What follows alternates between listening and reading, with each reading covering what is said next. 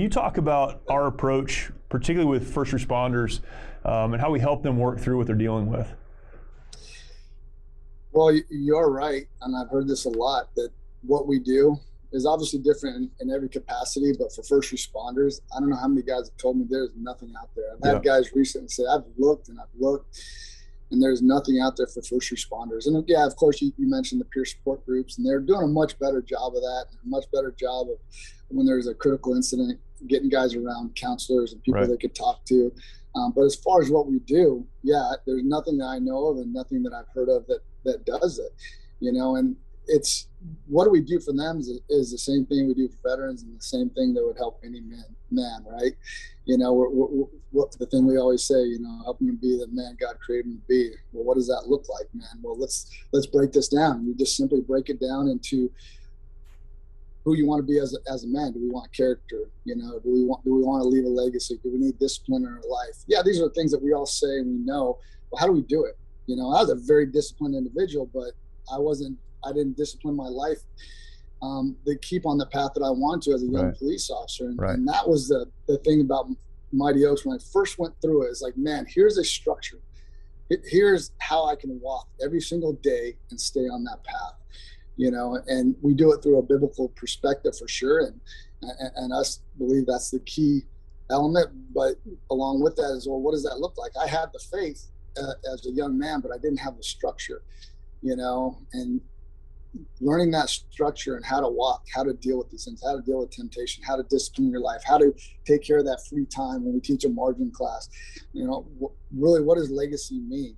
All those classes put together, it's like, man, that's if I follow these things, if I utilize these tools, as we call it, man, I am going to be that man. And even my 5 years, as you know, I've been through some hard things, and utilizing that to get through those, I haven't got through them, but I became a better man because of it. I use them every day. What I do, I talk to all the kids that I coach, 100 kids at J. Sarah I get to coach. I share the same messages that I'm sharing to men in hopes they don't, fall in some of the, make the mistakes that we made as younger men. So, what do we do for those first responders, man? It's like, first, I think it starts with knowing who you want to be, and I think all of us say we want to be good men, but what does that mean? What does that look like?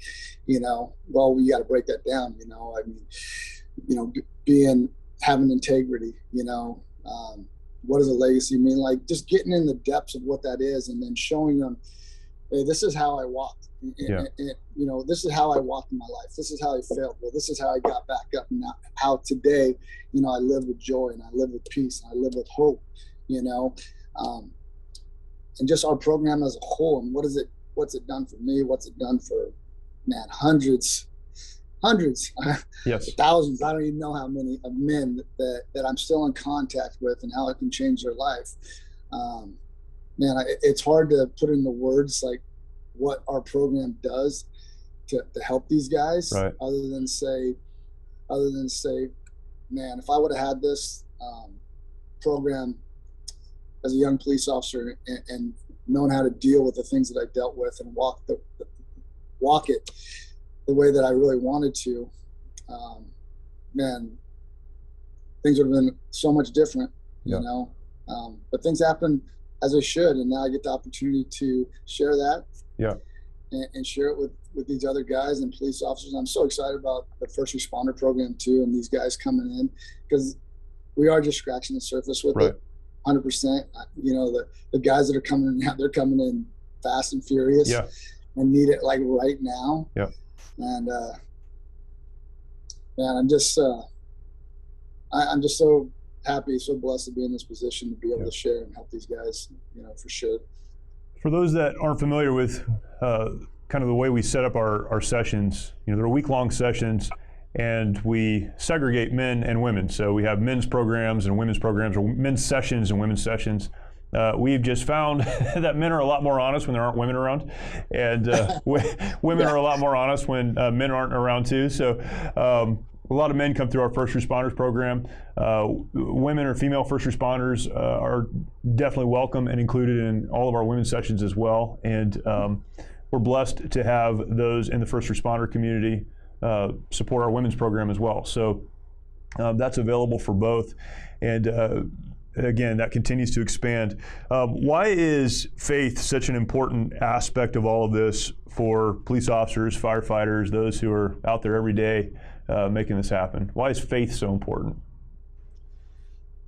Well, faith is so important because the things you see every day, man, if you don't have faith, you're not going to have any hope, because you're just seeing so much bad. You're seeing, I mean, we talk about the darkness of this world you see every day. I don't know how you could walk it, you know, as a police officer or a fireman without any faith. Right. Just out there. I mean, how could you not totally just not have any hope whatsoever if you didn't have faith? Right. You know, it's amazing to me the people that do this profession and don't have faith. And of course, it's a personal choice for sure. But I say that in terms of like, man, how do you get through your day with no faith or no hope, and knowing there's something bigger and there's a reason and there's a sovereign God out there? Like, it flabbergasted me. I don't know how they do it. You know, yeah. I had the faith, and I never lost my faith. And I want to be clear on that. I didn't lose my faith. Correct. Faith in myself, maybe faith in myself as a Christian, if I wasn't even a Christian, on how I walked. But I still believed, and I still had that belief that this had happened for a reason. It's a fallen world, all those things. So, yeah, I guess, man, doing this job without faith, man, I have to pray for you guys, because it's going to be really tough. You know, how you stay positive, how you stay with any hope without any faith, man. I don't know how they do it. Yeah, and as you mentioned, it's not faith in yourself, it's faith in God, who is bigger, who is sovereign, who's in control. I wonder how people are able to even contextualize what's happening if they don't believe there is a God who's bigger than all of this. I mean, how do you put any of that in context? Man, I don't. Even having faith, the faith is shaken, for sure. Yeah. Like, man, God, I mean, you know, how can there be a loving God and these things happen, right? Yeah. And that's where truth versus feelings definitely come into play, man. Because you got to go back to the word. And what does God say about that? You know, and if you don't have that, man, how can you not lose hope? Right. You know, seeing those things every day. We have a first responder program actually coming up here in a couple of weeks, and looking forward to that.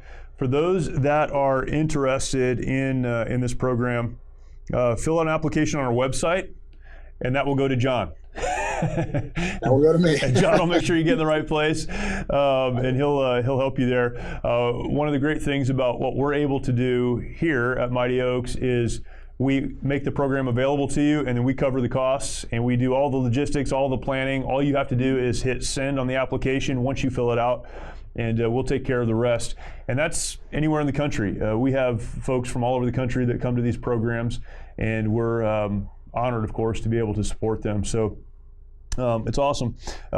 John, I really appreciate it. Man, there's a lot of other things we could talk about, but so important that we're able to serve these folks. Absolutely. One other thing I want to mention, and I get this question a lot from first responders, is we've had 2, now we're hoping to have 4 next year first responder programs, but a lot of guys can't make it. And they ask me, well, they're a little hesitant to go to the veteran programs. Sure. And I'll tell you right now, like 100%, it's a great mesh. It's the same curriculum. It's the same program. It's just, you're going to have veterans, and they always work really great together. Yeah. And as soon as those guys get there, because they always tell me, man, I'm a little nervous because I haven't been to combat. I'm just a police officer. Like, you've been in combat every day. Right. Since you've been a police officer. So, but they don't, and a lot of it's out of respect for the veterans and what they've done. Sure. Why they're hesitant. So I just want to encourage all those guys out there that aren't veterans, that are just first responders. If you just go to a regular veterans program, and it's going to be great. You'll get the same out of it.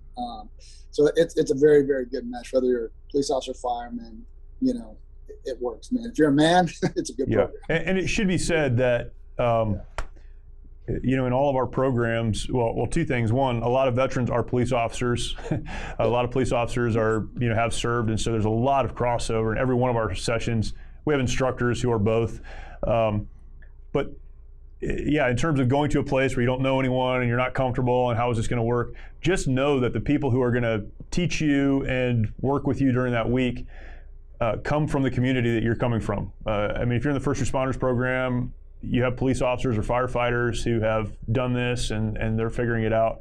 It's the same on the veteran side as well. That's super important. I think that's one of the ways that we're able to get past that mask or that wall, right? Yes, 100%. Yeah, we speak the same language, and it's really helpful. Yeah, we might make fun of you if you're not from the same, military branch. But it's going to be okay. We're all on the same team, and that's good.